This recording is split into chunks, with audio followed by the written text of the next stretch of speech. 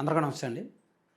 రజనీకాంత్ గారు సౌత్ ఇండియాలో తిరుగులేని స్టార్. దేశం మొత్తం మీద ఒకానొక సమయంలో ఆయన ఊపారు. ఆయన సినిమా కలెక్షన్స్ కానీ, ఆయన సినిమా రేంజ్ కానీ, ఆయన ఫ్యాన్ బేస్ కానీ దేశం మొత్తం మీద బాలీవుడ్లో కూడా ఈయనకు సాటి మరో హీరో లేరు అనేంతగా చాటారు.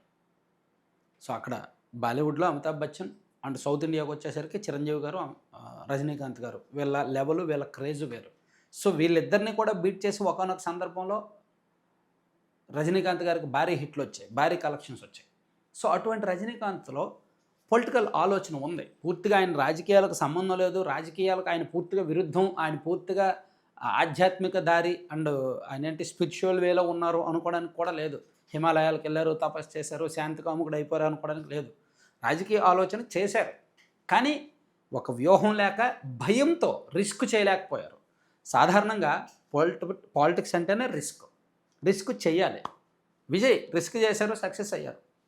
చిరంజీవి గారు రిస్క్ చేశారు, ఫెయిల్ అయ్యారు, కానీ మరో దారి ఎంచుకున్నారు, కేంద్ర మంత్రిగా పనిచేశారు, మళ్ళీ వెనక్కి వచ్చేశారు. పవన్ కళ్యాణ్ గారు రిస్క్ చేశారు, సినీ కెరీర్ వదిలారు, పక్కన పెట్టారు, పాలిటిక్స్లోకి వచ్చారు, ఓడిపోయారు, మళ్ళీ పొత్తులు పెట్టుకొని సక్సెస్ అయ్యారు. సో ఇలా ఎవరి దారి వాళ్ళకుంది, ఎవరి వ్యూహం వాళ్ళకుంది. కానీ రజనీకాంత్ గారికి తమిళనాడులో పొలిటికల్ గ్యాప్ ఉంది, ఉన్నా సరే ఆయన వినియోగించుకోవాలి. 2016లో జయలలిత మరణించారు, 2018లో కరుణానిధి మరణించారు. వీళ్ళిద్దరూ కూడా దాదాపుగా 5 దశాబ్దాల పాటు తమిళనాడు రాజకీయాలను శాసించారు. అయితే డిఎంకే లేదా అన్నా డిఎంకే, ఈ 2 పార్టీల్లో ఏదో ఒకటి అధికారంలోకి వచ్చేది. వీళ్ళిద్దరికీ ఉన్న పొలిటికల్ ఇమేజ్ వేరు, పొలిటికల్ క్రేజ్ వేరు. సో బలంగా గ్రౌండ్ లెవెల్లో, క్షేత్రస్థాయి బూత్ లెవెల్ మించి కార్యకర్తలు వీళ్ళ దగ్గర లక్షలాది మంది ఉండేవాళ్ళు అనమాట. ఈ 2 పార్టీలకి, ఈ ఇద్దరు నాయకులకి కూడా ఏకఛత్రాధిపత్యంతో దశాబ్దాల తరబడి తమిళనాడు రాజకీయాలను శాసించారు.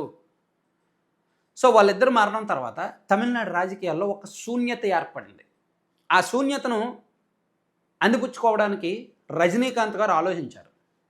2019, 2020 ఆ టైంలో ఆయన రాజకీయాల్లోకి రావాలనుకున్నారు, కరుణానిధి మరణం తర్వాత ముఖ్యంగా. కానీ ఎందుకో ఆయన పార్టీ కూడా, అంటే పార్టీ పేరు కానీ ఒక ఫ్యాన్స్ పరంగా ఒక పేరు కూడా అనౌన్స్ చేశారు. రజనీ మక్కల్ మండరం RMM అనే పేరుతో పార్టీ ప్రకటించబోతున్నట్టు, రాజకీయాల్లోకి రాబోతున్నట్టు కూడా ఒక లీక్ ఇచ్చారు. కానీ అనూహ్యంగా ఒక నెల రోజుల వ్యవధిలోనే, 2020 డిసెంబర్ ఎండింగ్లోనో 2021 జనవరిలోనో ఆయనే నేరుగా ఒక ప్రెస్ నోట్ రిలీజ్ చేశారు. నేను రాజకీయాల్లోకి రావడం లేదు, ఎటువంటి పార్టీ పెట్టడం లేదు, అవేమీ ఎవరో నమ్మొద్దు అని. కానీ ఆయన రాజకీయ ఆలోచన చేసిన మాట నిజం, వ్యూహం చేసిన మాట నిజం, అభిమానుల్ని యాక్టివేట్ చేసిన మాట నిజం, అభిమాన సంఘాలను కూడా ఆ దిశగా ఒక లీకులు ఇచ్చిన మాట కూడా నిజం, వాళ్ళని ఆల్మోస్ట్ తయారు చేసిన మాట కూడా నిజం. కానీ ఎందుకో 2020లో కోవిడ్ రావడం, ఆ తర్వాత పరిస్థితులంతా తారుమారవడం, 21లో మరో వేవ్ రావడం, దీంతో అంటే ఆయన 2021 ఎన్నికలకు సమాయత్తం అవుదాం అనుకున్నారు. కానీ బీజేపీ అడ్డిందో, లేదంటే బీజేపీ వాళ్ళు వద్దన్నారో, ఏం జరిగిందో కానీ ఇంటర్నల్గా ఆయన అక్కడితో డ్రాప్ అయ్యారు.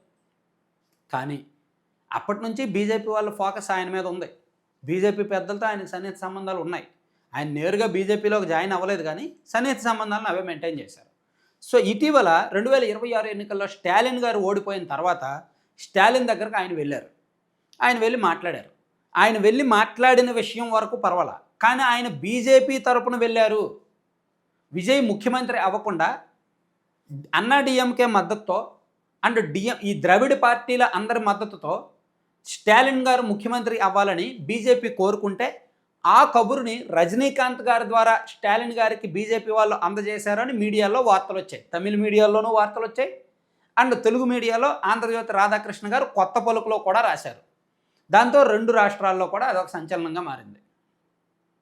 అంటే రజనీకాంత్ గారు రాజకీయాల్లో లేరు, పార్టీ పెట్టాలనుకుని డ్రాప్ అయ్యారు, కానీ బీజేపీ తరఫున స్టాలిన్ గారి దగ్గరికి దూతగా వెళ్ళారనే వార్త గుప్పుమంది.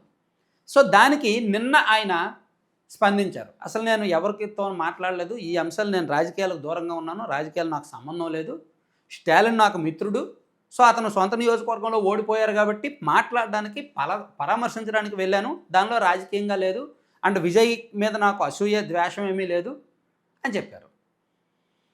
అంటే ఇక్కడ ఎక్కడో ఒక చిన్న ఆయన ఇమేజ్ తాకట్టు పెట్టుకుంటున్నారేమో, ఆయన ఇమేజ్కి తగ్గట్టు ఆయన వ్యవహరించడం లేదేమో అనిపిస్తుంది అన్నమాట.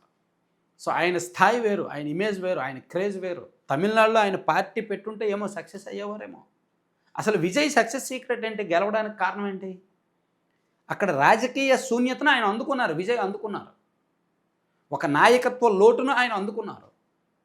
సో విజయ్ కంటే ముందే రజనీకాంత్ ఆ పని చేసుంటే ఏమో సక్సెస్ అయ్యేవారేమో. కానీ ఎందుకో రజనీకాంత్ గారు అప్పటికే కమల్ హాసన్ పార్టీ పెట్టడం, 2021లో ఆయన పోటీ చేసి దారుణంగా ఓడిపోవడం, అంతకుముందు విజయకాంత్ 2006లో పార్టీ పెట్టి దెబ్బతినడం. సో ఇవన్నీ నేరుగా చూసిన తర్వాత ఏమో ఇంకా అవకాశం లేదేమో, తమిళ రాజకీయాల్లో సినిమా వాళ్ళకి అవకాశం లేదేమో అని ఆయన డ్రాప్ అయ్యారేమో. సో మొత్తానికి ఒకటి మాత్రం నిజం, ఆయన పొలిటికల్ ఇమేజ్ తాకట్టెట్టి ఇట్లా జంపింగ్స్ అంటే స్టాలిన్ గారిని కలవడం, కలిసేమో బీజేపీ తరఫున మాట్లాడడం, ఆ తర్వాత మీడియాకు వచ్చేసేసరికి లేదు ఆ మీడియా విషయాలు ఈ విషయాలు మాట్లాడలేదని చెప్పడం, ఇలా రకరకాల చెప్పేసరికి ఎక్కడో ఒక చిన్న అనుమానం, ఒక చిన్న అస్పష్టత వస్తుంది. ఈవెన్ ఇప్పటికీ కూడా అప్పుడప్పుడు బీజేపీలో ఆయన జాయిన్ అవుతారని, ఆయన కేంద్ర మంత్రిగా వెళ్తారని, లేదా గవర్నర్గా వెళ్తారని, ఇలా రకరకాల పుకార్లు వస్తూనే ఉంటాయి. సో బీజేపీతో ఆయనకి స్నేహం ఉంది కాబట్టి ఎప్పుడైనా ఏదైనా జరగవచ్చు. Thank you.